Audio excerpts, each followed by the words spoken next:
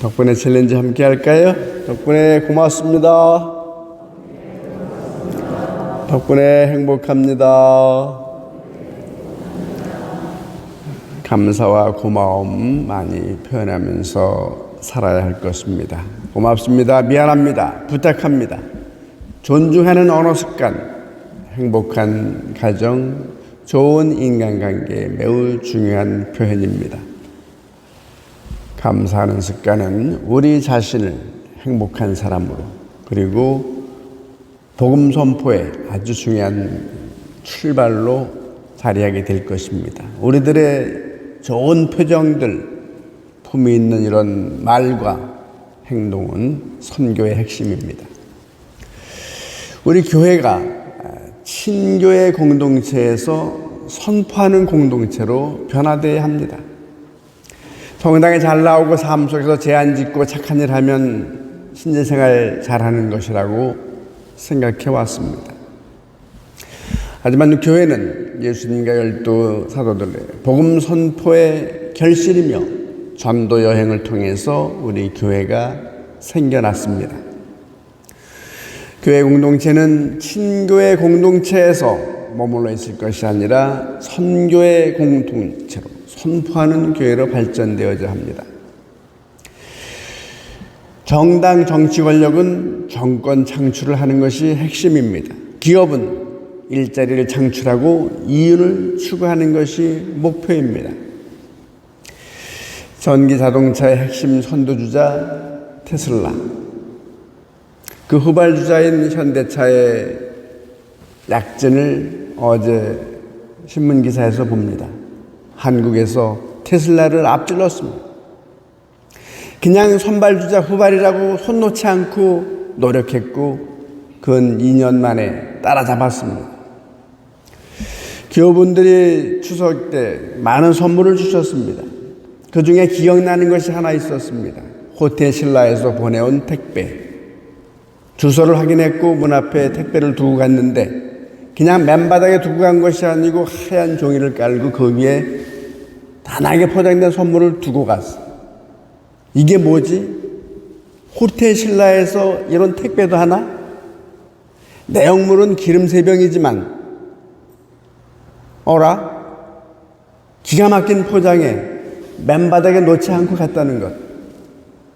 그렇게 기업은 끊임없이 고객을 감독시키고 만족시키려고 노력하고 고객에 사로잡으려고 노력하는 그런 분투 노력이 담겨 있다는 것. 저 역시 보낸 분에게 그냥 고맙습니다 하지 않고 그런 메시지를 듣고 내가 감명받고 충격을 받았다. 우리 교회는 이런 선교 열정을 위해서 무슨 노력을 하냐, 이런 자성을 그 선물을 통해서 받았다는 이야기를 해줬습니다. 새로운 식구들을 초대하고 다른 이들도 하느님 사랑을 느끼게 하고 일터와 가정에서 그리고 우리 사회를 복음화하려는 그런 깨어있는 마음들, 우리가 이웃을 하나님의 자녀로 초대하고 태어나게 하는, 나만 그저 신앙생활 잘하고 주일 안 빠지고 제안 짓고 지들끼리 모여서 형님하고 호영호제 하면서 우리 신부님 하면서 자력하는 공동체는 아닙니다. 하늘과 땅에 고난받은 주님께서는 너에게 먹는 것을 가르쳐 지키도록 하라. 세상 끝날까지 항상 너희와 함께 있다. 선포하는 공동체로 늘 유언이자 또 명령으로 주셨습니다. 선교를 잘 못하는 것들 중에는 교회 지도자들의 문제가 제일 큽니다. 선교에 대한 선교의식의 열정이 부족합니다. 70까지 정년도 보장되어 있고 은퇴하고 먹고 살 걱정도 없는 것이 사제입니다. 열정적으로 산 놈이나 대충 산 놈이나 5년 지나고 다른 본당에 가고 인센티브도 없고 개신교 목사님처럼 열정적인 치열한 경쟁도 없이 살아옵니다. 예비자 교리는 신부, 보좌 신부 몫이고 수녀님 몫이고, 사제가 선교하는 사람들을 지지하고 격려하고 함께해야 할 것입니다. 그럴 때 교우들도 선교의 일꾼으로 참여하게 되고 자극도 받습니다. 공동체 지도자들, 교우들에게 힘과 용기를 불어넣어주고 용기 있게 선교에 참여할 수 있도록 모범을 보이고 그렇게 모색해야 합니다. 누구든지 높은 사람이 되고자 하는 사람은 섬기는 사람이 되어야 합니다. 하지만 대접받는 것은 익숙하고 섬기는 것은 불편한 것이 오늘의 현실입니다. 선교활동은 편안한 사람들끼리 회합하고 회식이나 하면서 예식을 반복하는 그 신공 수행에만 머물면 안 될 것입니다. 주님의 사랑을 실천하고 표현하고 주님 모르는 이들에게 성심을 다해 다가가는 섬김 수행도 함께 해야 합니다. 이웃들의 사람의 마음을 사로잡을 수 있도록 우리 삶을 노력해야 할 것입니다.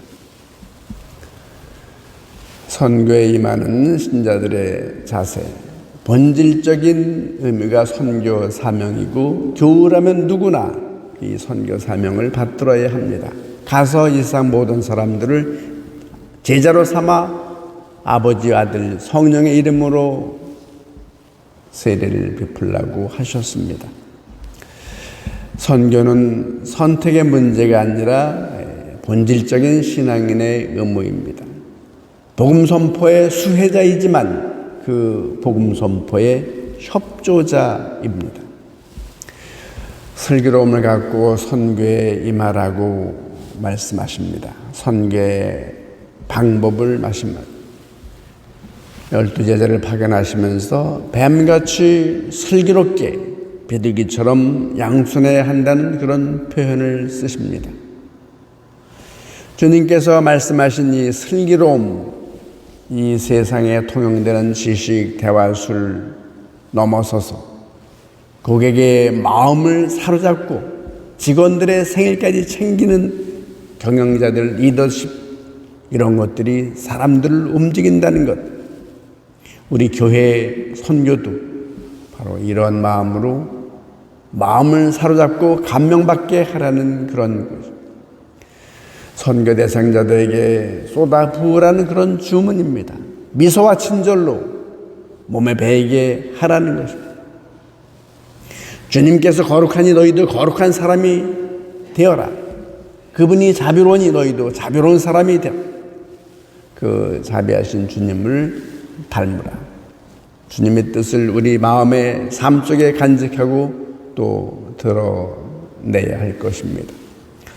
선교 대상자들이 냉정한 말 한마디에 실망하고 계속 방문한 끈기, 포기, 이런 것들이 익숙합니다. 또 교우들에게 받은 상처, 쉽게 좌절하고 포기하고 또 시간과 용기 낼 수 없는 그런 것들을 슬기롭지 못한 모습이라 할 것입니다. 예수님의 제자들처럼 끈기와 인내와 희망을 잃지 않고 주님 위에 공동체가 합심해서 촛불을 켜고 이름을 봉헌하고 또 선교에 주저하는 우리 자신들을 위해서도 기도하며 선교 그 사명을 마음에 새겼으면 좋겠습니다. 또한 성경 말씀을 우리 스스로가 가까이 하고 주님과 함께하는 신앙생활의 기쁨을 우리 스스로가 맛보아야 할 것입니다. 성경은 하느님의 계시로 이루어진 책이고 진리를 가르치고 잘못을 책망하고 허물을 고쳐주고 올바르게 사는 훈련을 시키는데 훌륭한 책입니다. 디모데후서의 바울 사도의 가르침입니다. 하느님을 직접 뵐 수 없고 그분의 말씀을 직접 귀로 들을 수 없습니다. 이런 하느님을 만나 볼 수 있고 그 주님 말씀을 듣기 위해서 우리 자신부터 성경 말씀에 심취하고 말씀을 가까이 하는 그런 습관을 지녀야 할 것입니다. 또한 선교를 잘하기 위해서는 말씀의 심취와 함께 우리 스스로도 기도해야 합니다. 주님께서는 때로는 새벽에 한밤중에 밤을 새워가면서 또 중요한 일을 시작하기 전에 공생활 전 광야에 나가서 40일 단식 기도도 하시면서 그렇게 기도에 충실하셨습니다. 제자들 선발할 때도 기도하셨고 또 라자로를 살리기 전에도 성체성사를 제정하면서도 겟세마니 동산에서 괴로워하시면서도 깊은 기도에 잠심하셨고 그 기도를 통해서 힘을 받으셨습니다. 제자들에게도 기도하지 않고서는 그런 일을 할 수 없다는 말씀으로 기도의 중요성을 강조하셨습니다.